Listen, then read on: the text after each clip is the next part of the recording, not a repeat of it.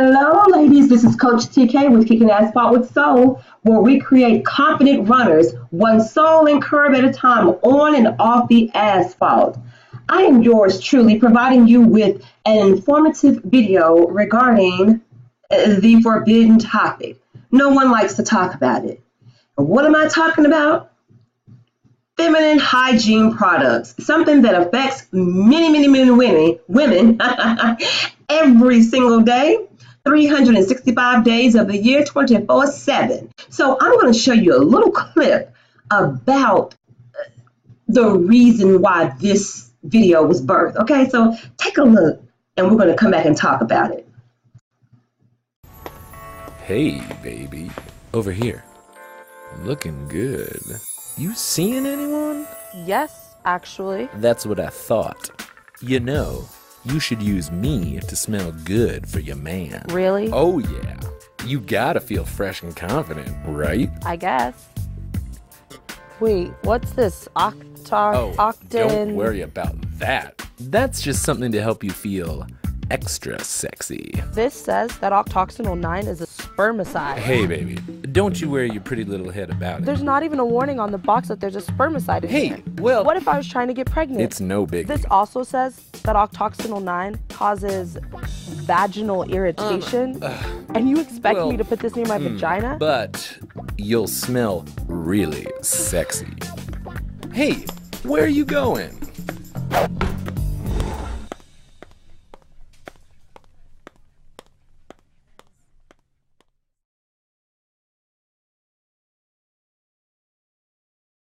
So I decided to check out Tampon's website to see what ingredients they actually use. And as you can see from the screen, they're indicating that they use some simple ingredients that do not affect a woman's health. So as you can take a look, they're saying that they use 100% cotton. But I'm going to go ahead and break down what you actually will see on their screen so you'll understand the complexity of this discussion, because in the early 80s, toxic shock syndrome became a very common thing amongst women, and they were trying to figure out, well, what's happening? What's causing this issue for a lot of the women? So here you can see on their screen, the tampon contains 100% cotton layer. Then there's a leak guard braided protection. They also have a 100% cotton absorbent core, a cotton string, 90% plant-based applicator, okay? And then you have the secure thread. Now, here's the issue that I have with what they're saying.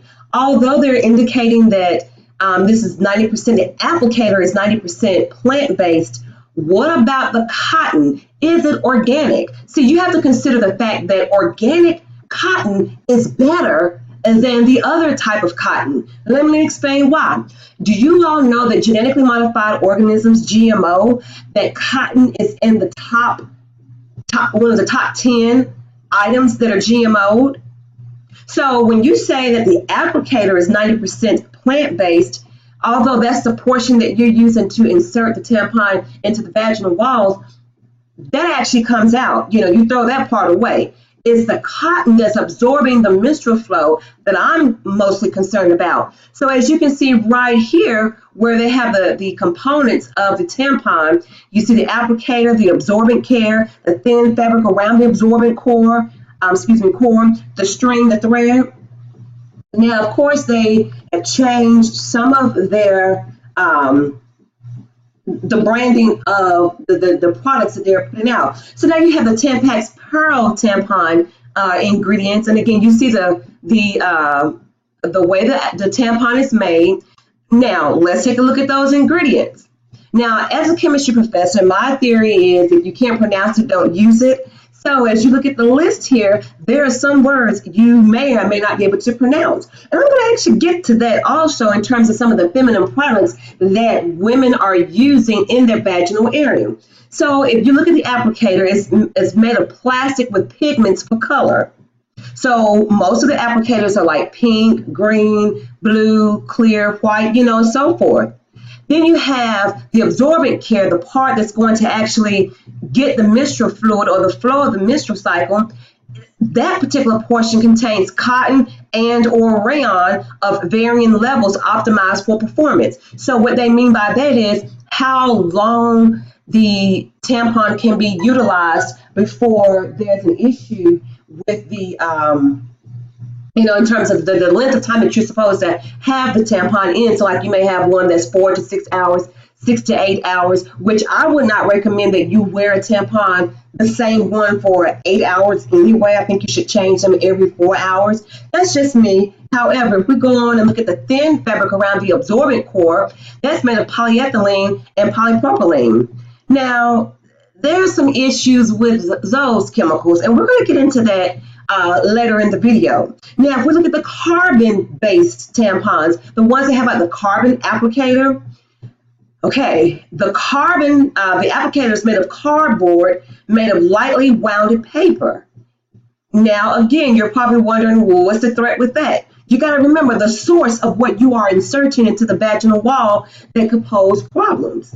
So, I mean, you have all these different things that are being inserted into a woman's vaginal area, and men don't have to worry about that.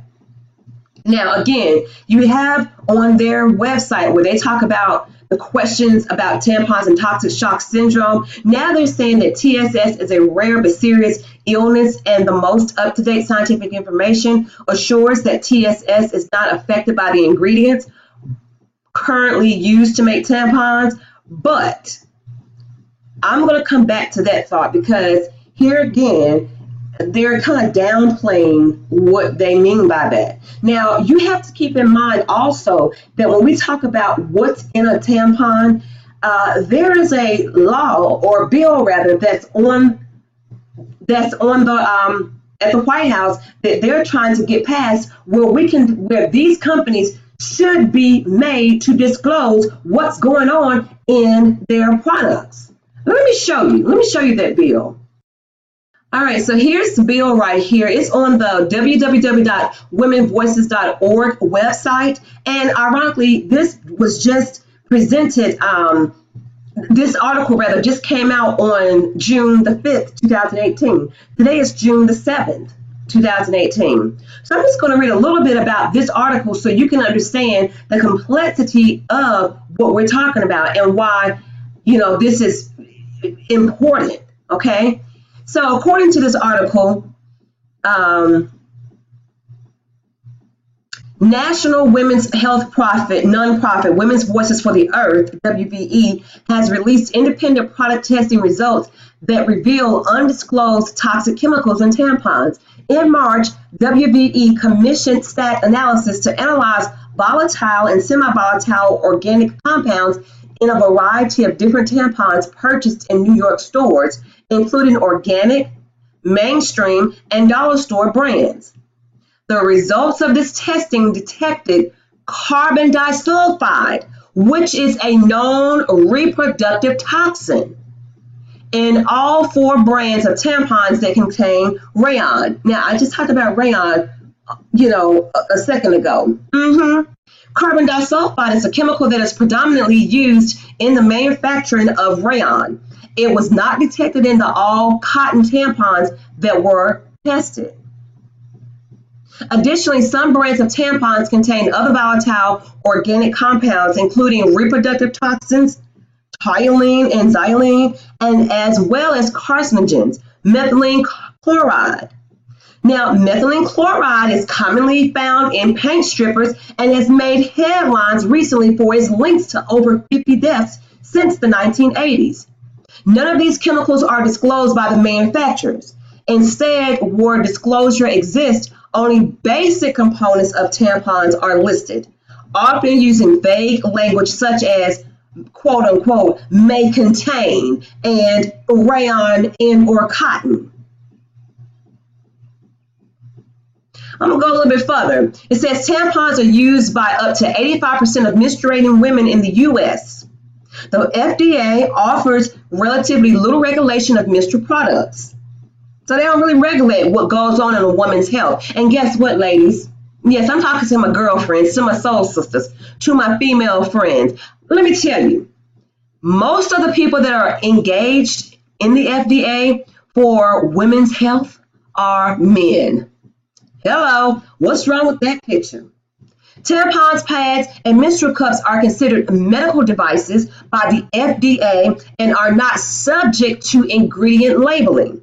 As a result, a full list of ingredients used in these products are rarely disclosed. Now, let me pause this for a moment. As you can see here, an Assembly Bill A521A relates to menstrual product labeling. And again, this was put out on the bill. And as you can see, it's introduced. This was according to the New York State Senate, okay? And I just kind of gave you a little bit about the issues that are going on in New York, okay, with the sampling of those products to see what was in them. And as you can see right here, the bill was introduced and then it went into committee, and then it's kind of like right there, okay? So the status right now is that it's in an assembly committee. So it's actually in the second stage of, this bill status. Now, let me kind of show you something else about this, okay? What they're basically saying about this bill is that it relates to menstrual products labeling. It requires a label affixed thereto or a package insert upon which there shall be plainly and conspicuously printed a list of all ingredients with percentages of the components, requires labels for single-use dispensers. So in other words, they're wanting to get a law passed where they have to put the labels of everything on the tampons and pads and the menstrual pads and the tampons. And they're saying that you need to know, women, we need to know the percentages of these components. So as you can see, it was first introduced in 2017, January of 2017, and now we are in 2018. So almost a year and a half later, they're still debating this particular plan. And I'm going to leave the link to this bill so you guys can actually take a look at this. And this is just, again, this is just in New York. And as you can see here, they're putting all these stipulations of what they want to be referencing in terms of the menstrual product labeling. How much and what should it contain and all of that. So, it just really baffles me how these decisions are made for women, but not by women. Now let's take a look at some of the chemicals that are found in feminine care products. Now we're not just leaving this to just the tampons and the sanitary napkins. We're also talking about, some of the feminine wash like douche, which ladies, we should not be douching anyway, okay? You need to leave the douches alone because it really doesn't do anything but cause more issues with your reproductive system. And again, I'm going to show you better than I can tell you. All right, so here we go. Well, let me go ahead and expand this article so you guys can actually take a look at this, okay? Because, again, I didn't go to school for nothing, all right? Let me also break this down for you.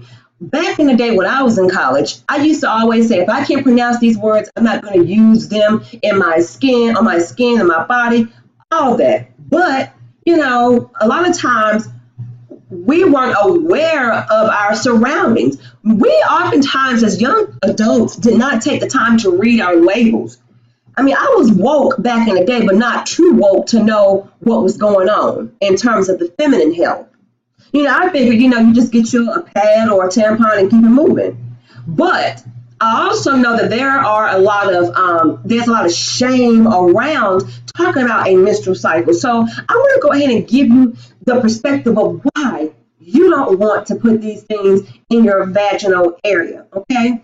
And I'm going to give you all some suggestions at the very end of this video because, again, I believe in, providing some solutions. Not just talking about the problem, but providing some solutions. So let's look at the first ingredient on the list, and you see this word, the B word, okay? Can you pronounce this word, guys? Can you pronounce it?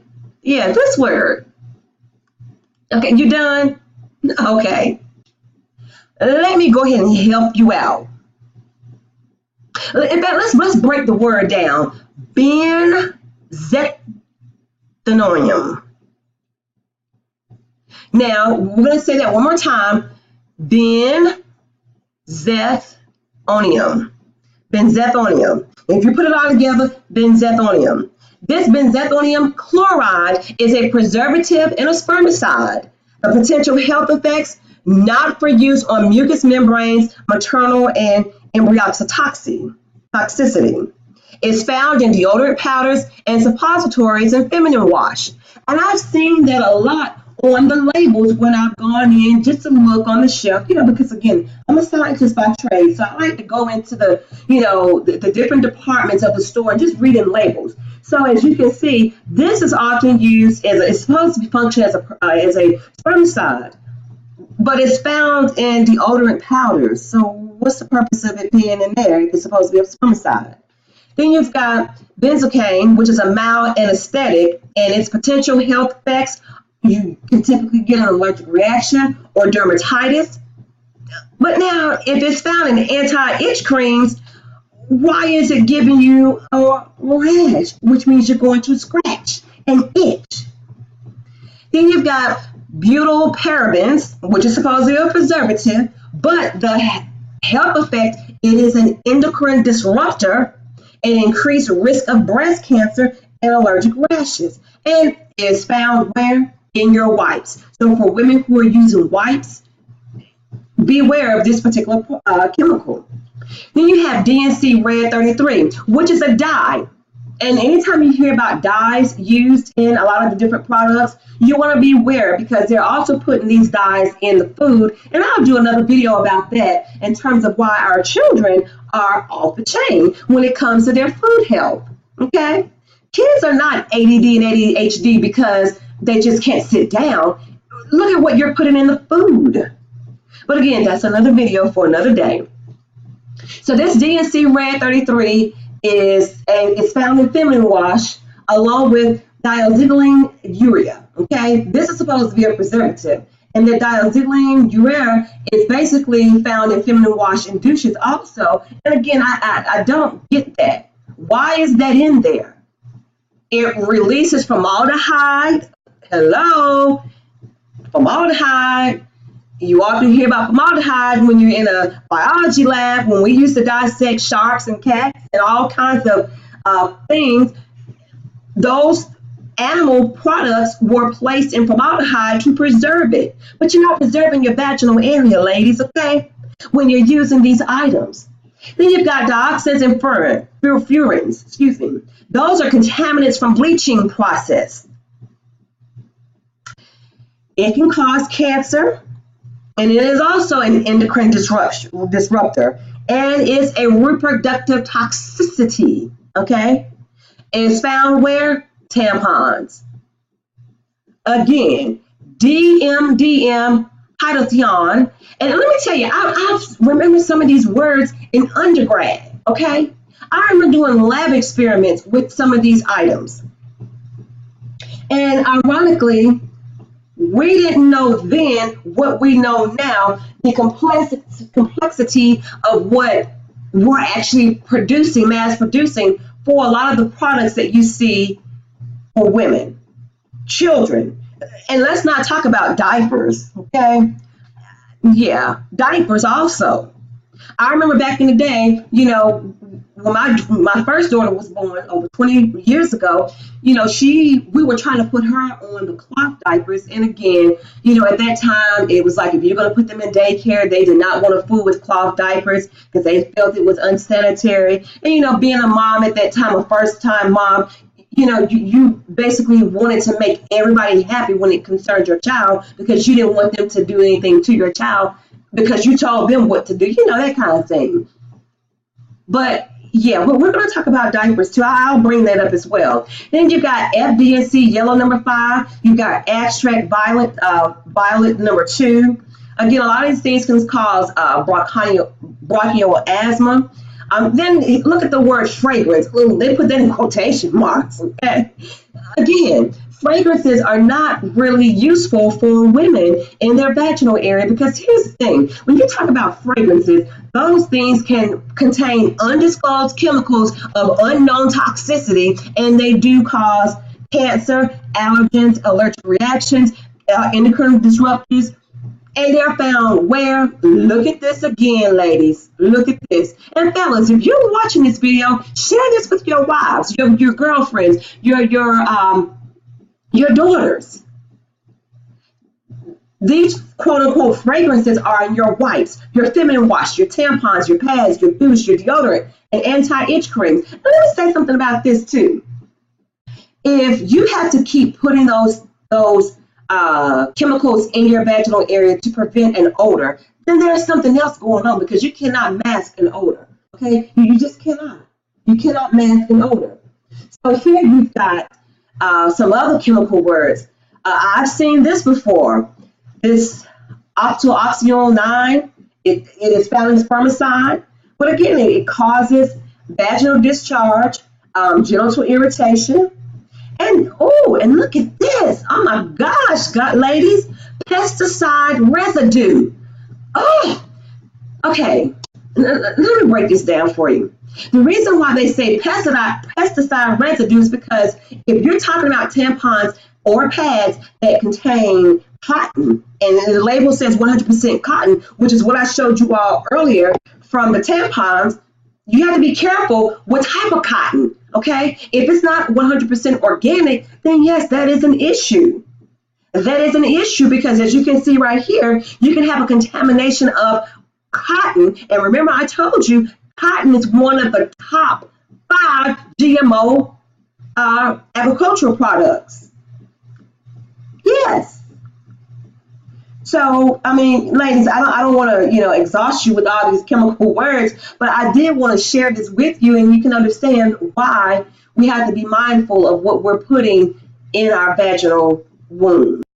Now, I also want to kind of point out douching, because I know a lot of women that douche. You should not be doing that. And here's an article from the Environmental Health. So, whenever people talk about, where's your proof of all this?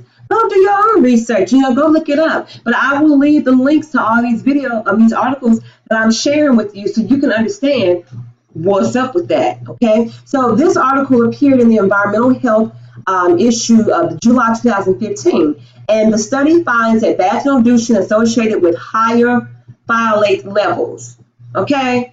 So you're probably wondering, what is all of that? Well, let me break it down for you, okay? Let me break it down for you.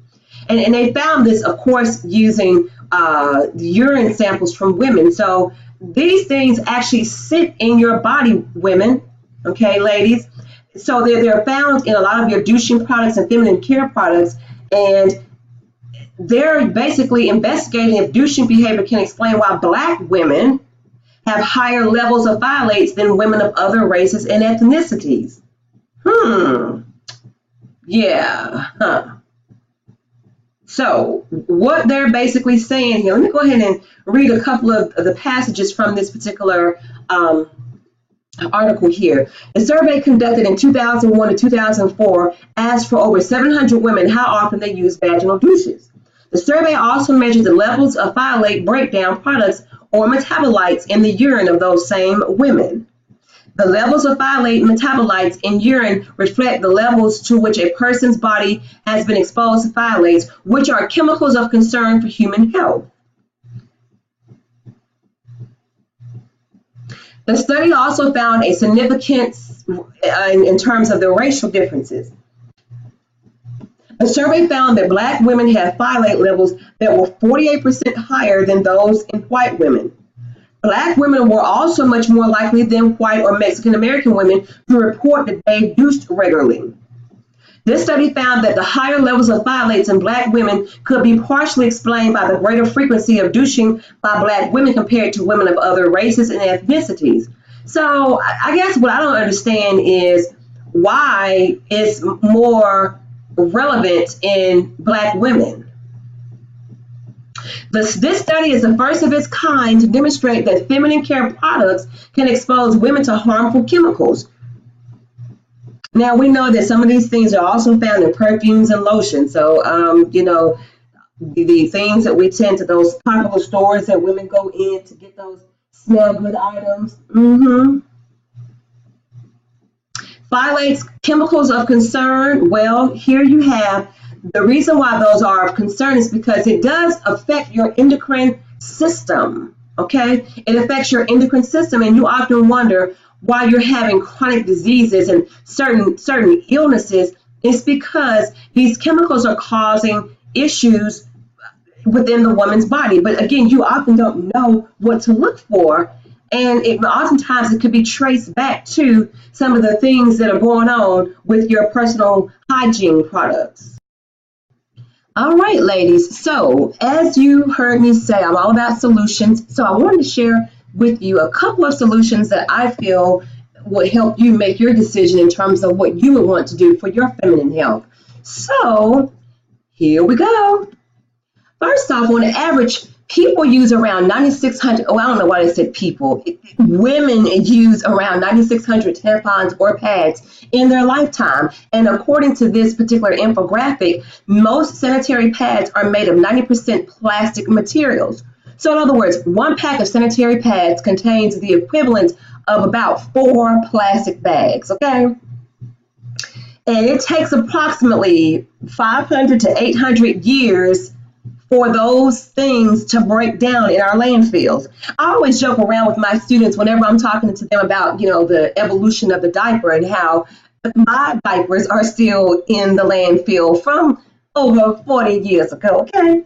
So the solution, of course, in this one particular infographic are the menstrual cups. So I'm going to talk a little bit about that to kind of give you an idea of what you can do to make your decision. Now, as I was doing my research, I came across this particular infographic, and it was kind of interesting to say the least, because this infographic is a very reputable company. I love what they do by Compound Chemistry. They came up with this idea that they wanted to do further research, and they realized that tampons can actually detect pollution.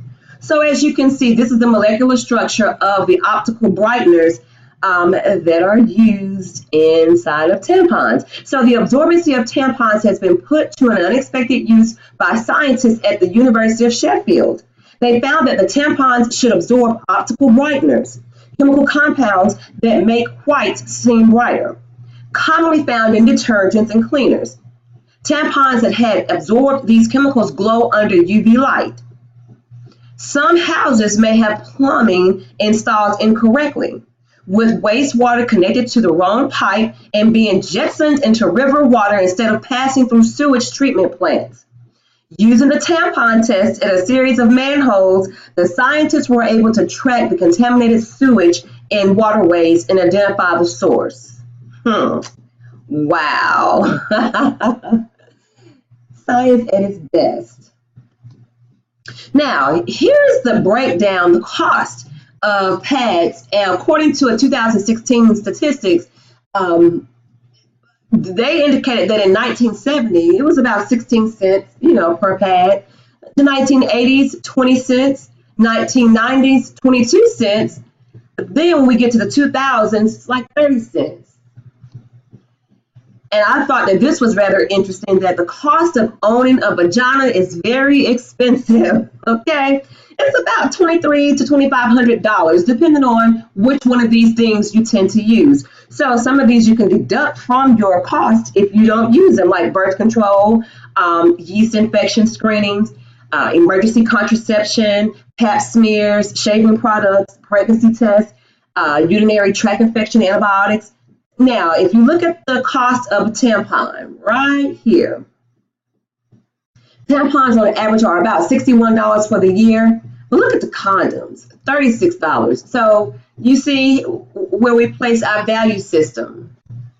Now, you're probably wondering what menstrual product is suitable for me. So as you can see, these are some different examples of what you may come across, from the traditional pad here, to the tampon, to the cloth pad, the Diva cup, and the other one is a sponge. So the sponge, the sea sponge. Now, here's the thing though, when we talk about why it's important to know what's going in your womb. If you talk about organic versus GMO cotton, remember how I said earlier, there is a difference. If you have tampons being made of cotton and rayon, rayon is basically wood pulp.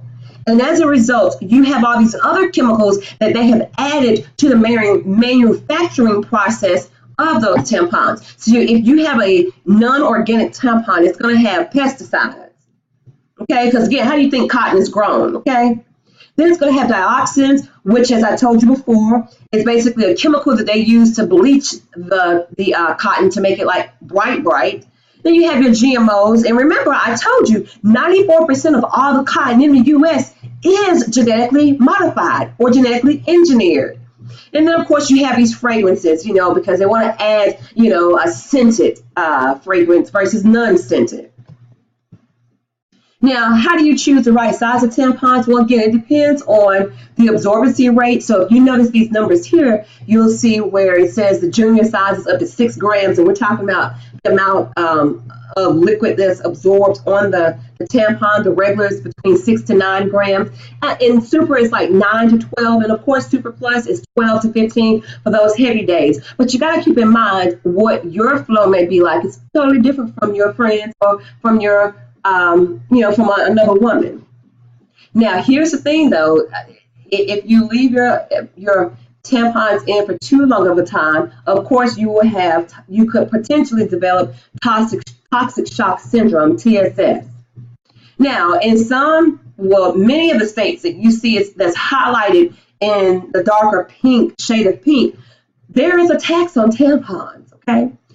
There are only like 4 states that do not have a tax or no sales tax, and then the purple does not tax at all, period, point blank. Now, here are some options. Here is the Diva Cup. This is one option. As you see on the screen, the Diva Cup comes in 2 sizes. It depends on if you are under the age of 30, you would pick the one on the left, which is the one that says 1, and if you've never given birth to children.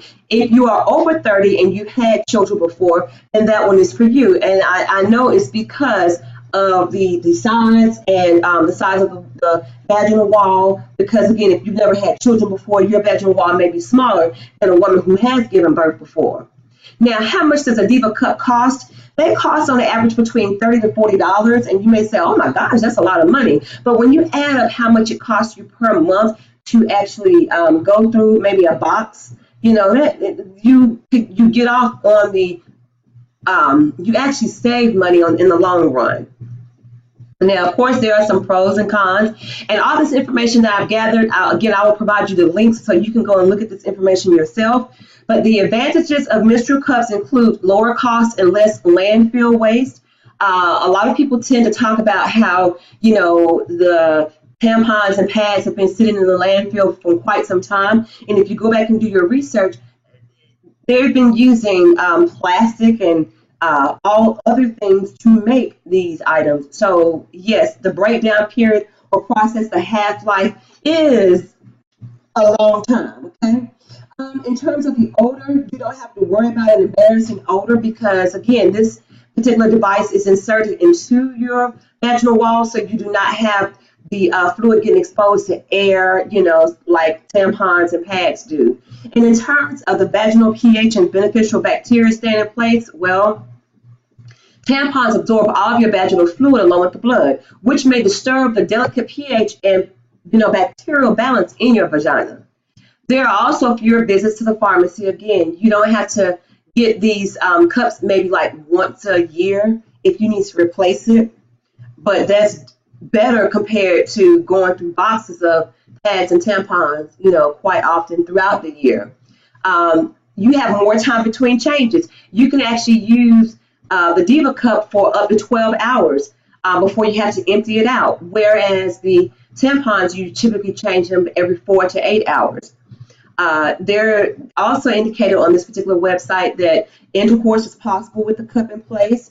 I don't know how women, if you feel like you want to do that, but again, it is possible. It's just your personal preference if that's what you want to do.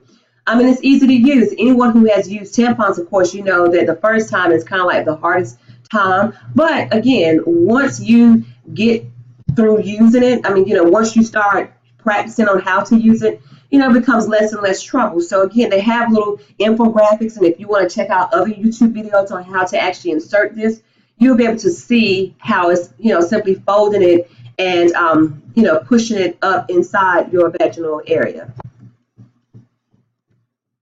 Now, there are some disadvantages, of course. It is messy, the icky feeling when you have to take it out, and you may not be at home, and you may be in a public bathroom, and you may not want to be in the bathroom in a public area, trying to take this out and cleansing it, because of course you need to wash it off and all of that. But again, the ickiness. There is some difficulty in inserting it, particularly for young girls who've never had intercourse before. And also, if you have an IUD in place, using a menstrual cup could pull the IUD string and dislodge it. So you may want to talk to your OBGYN or your primary care physician about that. Now, the possible fit could be because of your uterus, because you may have a lower uterus. So you have to make sure that you get the cup fit for your anatomical placement. You can have problems removing it. So again, you want to make sure that, you try to figure out what's the proper technique for you. So again, if you're going to be taking it out, I would say wait until you get home in the comfort of your home, rather than in a bathroom that's more than likely in the public not as great. The maintenance, of course, you need to sterilize the cup using boiling water or a sterilizing solution, in order to cleanse it. Now, the other thing that you could use are sea sponges. Now, these are examples of sea sponges from a company that I Googled online, the Sea Sponge Company, and again, you can check them out. Now, whether or not I would use them, I don't think so, because you probably wonder, well, what is a sea sponge? Well, let me go ahead and tell you what exactly a sea sponge is.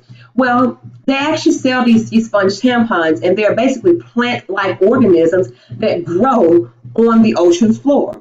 So in their natural unharvested states, they have a hard outer shell, and they basically look like rock or coral.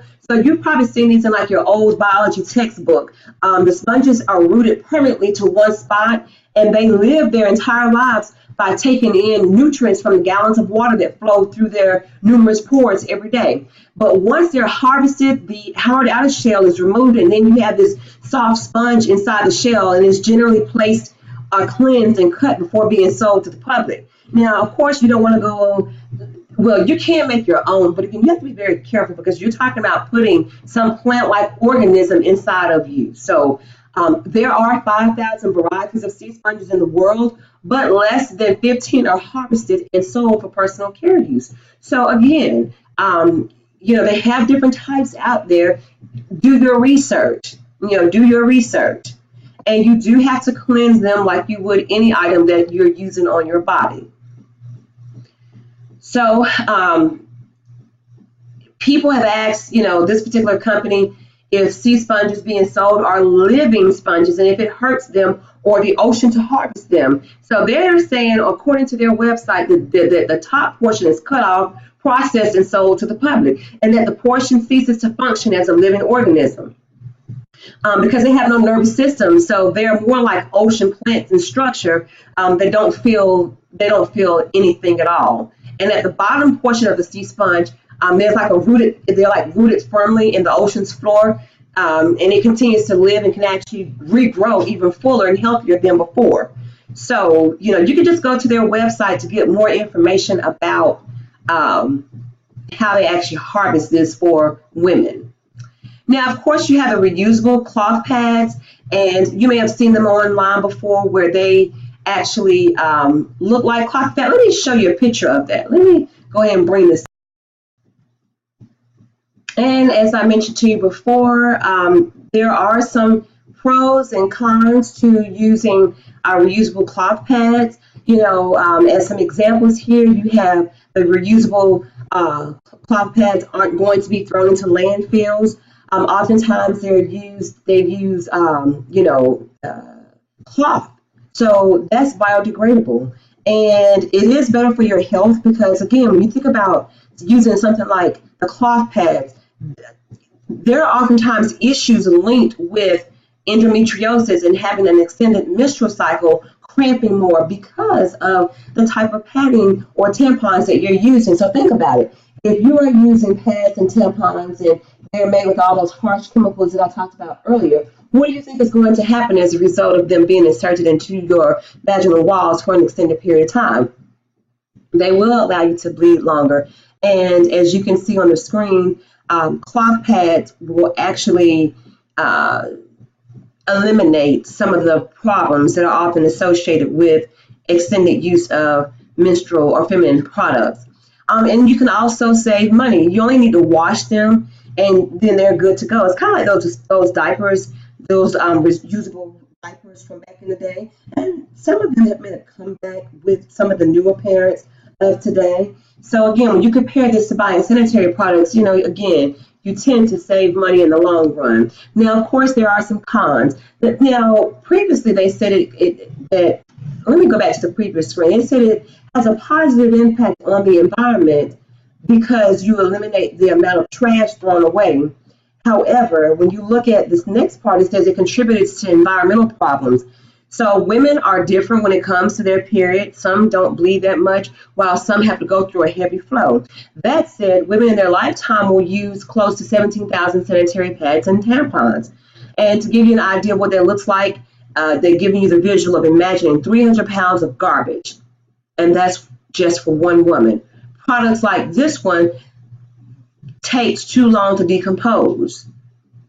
So again, there are pros and cons to everything. Regular tampons are made of cotton, but cotton grown the usual way are most likely involved in chemicals that are not only harmful for the environment, but towards, of course, your health.